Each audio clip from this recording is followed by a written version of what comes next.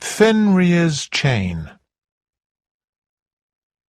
This is the story of Loki's children and what happened to them. The god Loki had 3 children, but these were not ordinary children. Loki's children were a snake whose name was Jormungand, a scary woman whose name was Hel, and a wolf whose name was Fenrir. At first they lived in Jotunheim, the country of the giants. But then they all came to Asgard, where the gods lived, and the gods were very worried. "I don't like Loki's children," said Odin, the most important of the gods. "Loki is a dangerous man. He's always playing tricks. His children will be as dangerous as he is." The goddess Freya did not think the same thing. "But sometimes Loki is good," she said. "He has helped us lots of times. I think his children can live here in Asgard, with us." "But they're a snake, a strange-looking, scary woman, and a wolf!" shouted Odin. "They can't live here!" Thor thought the same thing.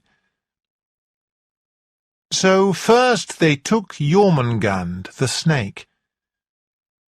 Jormungand was so big, the gods needed all the strength of Odin and Thor and 2 other gods, Tyr and Balder, to pick him up. Then they threw him out of Asgard, which was at the top of the world, all the way down to Midgard.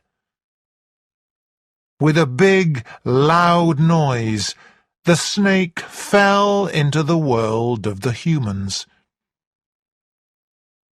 In Midgard, Jormungand started to grow and grow and grow.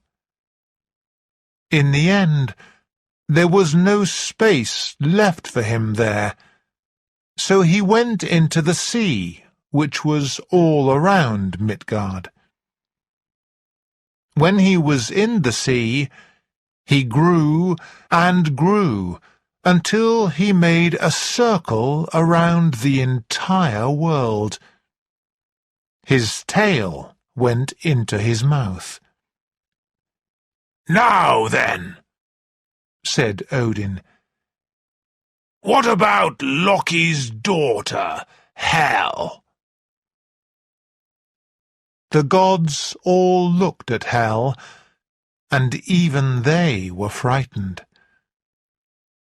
Her head was the head of a normal woman, but the rest of her body was like a skeleton, only bones and dead skin. "I know what to do with her," said Odin, who was very clever. "This woman is half alive and half dead. She can't live with us because we're gods. And she can't live with the humans in Midgard because she isn't human. We'll send her to Niflheim." "To Niflheim?" shouted Freya. "But that's a terrible place. That is the place where people go when they have died." "Exactly," said Odin. "Hel will be the best queen for Niflheim. I'll give her a city there, and the name of that city will be Hell too. Because Odin was the most important god, he always got what he wanted. So Hel was sent down to Niflheim, where she became the queen of all the people who have died. "So then," asked Thor, "what are we going to do with this wolf?" All of the gods, Odin and Thor and Freya and Tyr and Balder, looked at the wolf. "A wolf is only a type of dog," said Freya. "That's true," said Thor.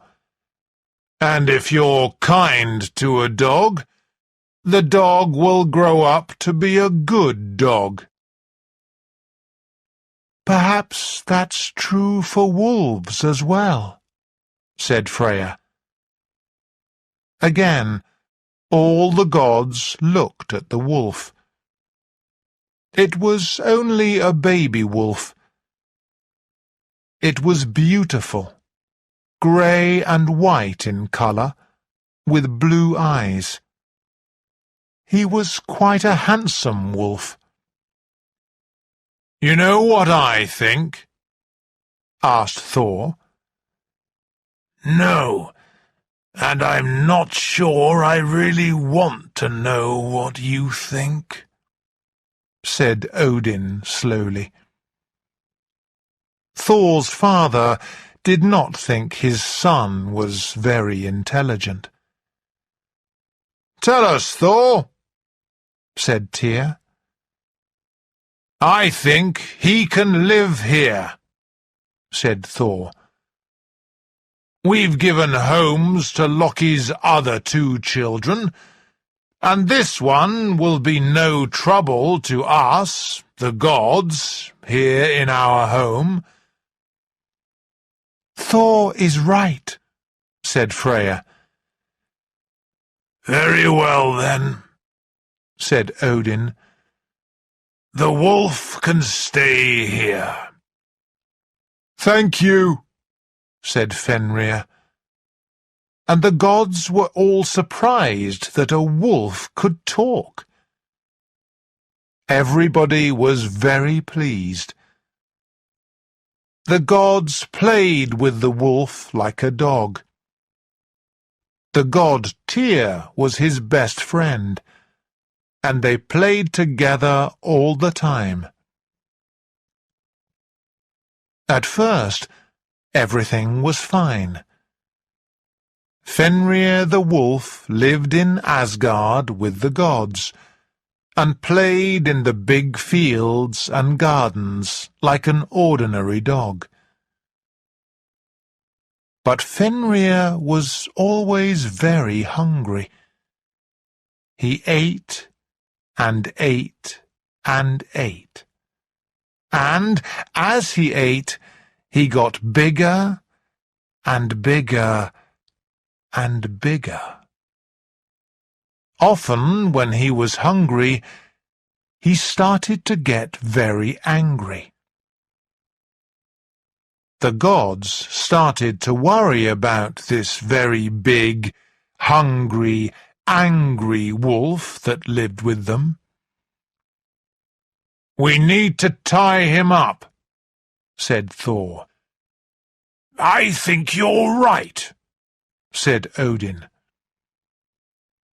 So the gods found the biggest, strongest, thickest piece of rope they could find. "Here, Fenrir!" they shouted to the wolf. "We're going to tie you up so you can stay near us all the time." Fenrir did not like this, but he thought that if he was close to the gods, they would not leave him. He thought they would give him lots of food to eat. So he came closer to them. When he was very close, Thor pulled out the rope and tied Fenrir up with it. But Fenrir only laughed. "Ha!" he said. "Do you think you can tie me up with that?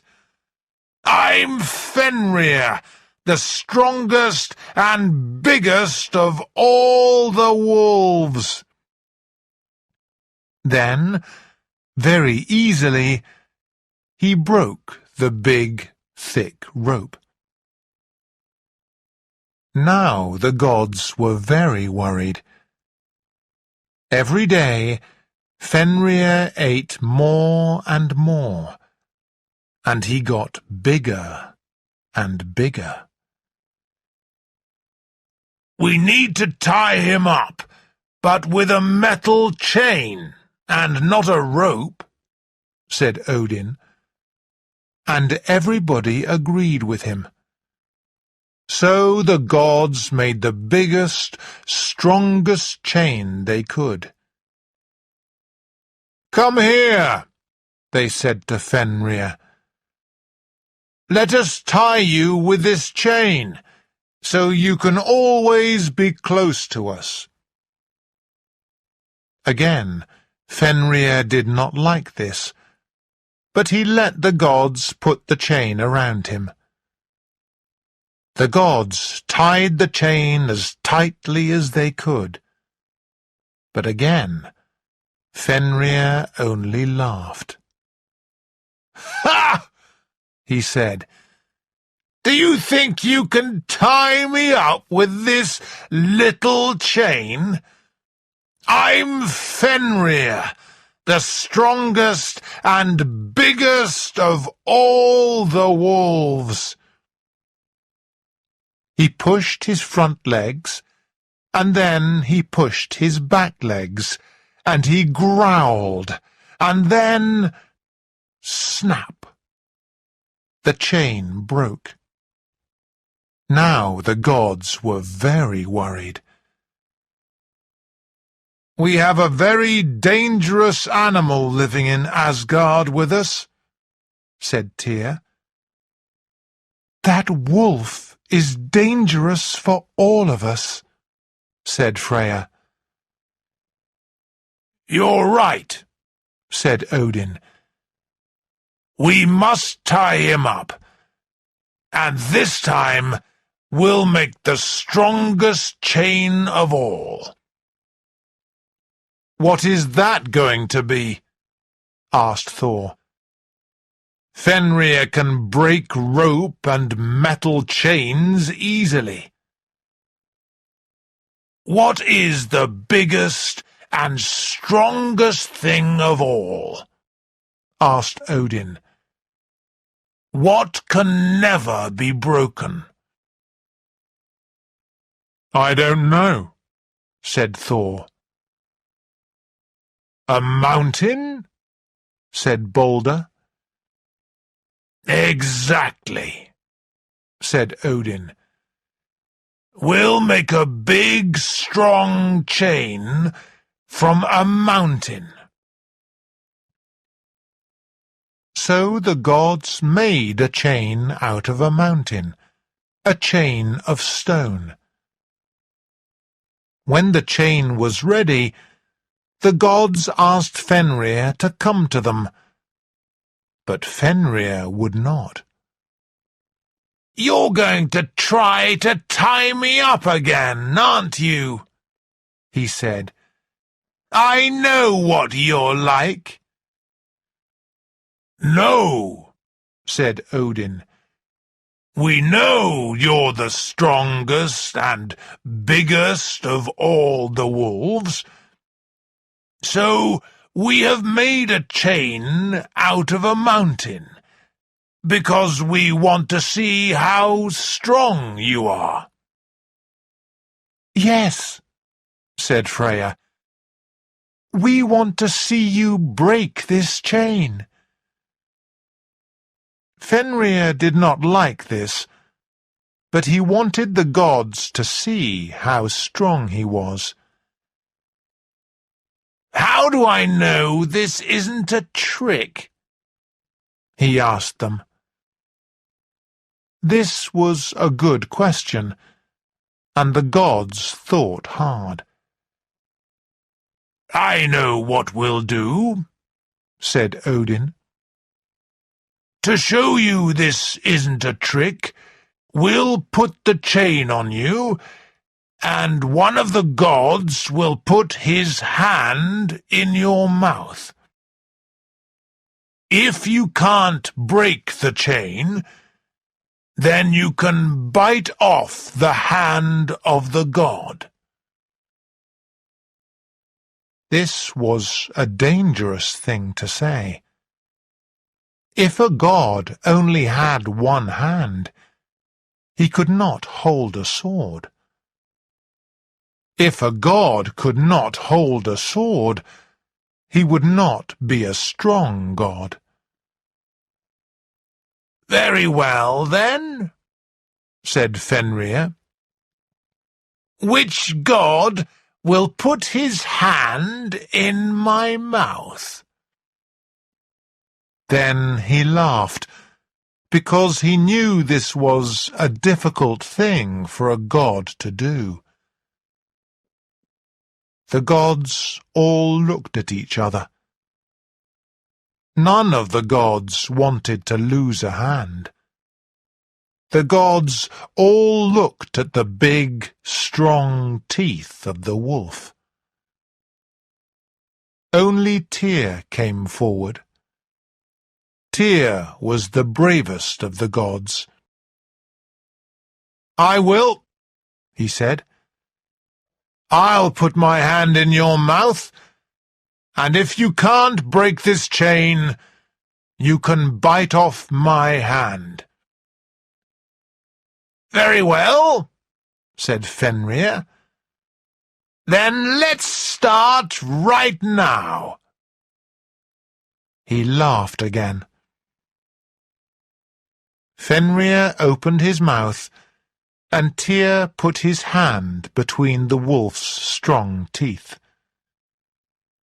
The gods took the big chain made out of mountain and tied it around the wolf. Fenrir pushed. Fenrir pulled. Fenrir growled, then pushed and pulled again, trying to move his legs as hard as he could. He became more and more angry, and tried harder and harder. But it was no good. The wolf could not break the chain. After an hour of trying to break the chain, his long teeth closed on Tyr's hand. Tyr did not even cry out in pain, but he knew he had lost his hand. From now on, he would never be as strong again. Fenrir the wolf still lives in Asgard, tied up with a chain made out of stone. He is still a very, very angry wolf, waiting for a chance to escape.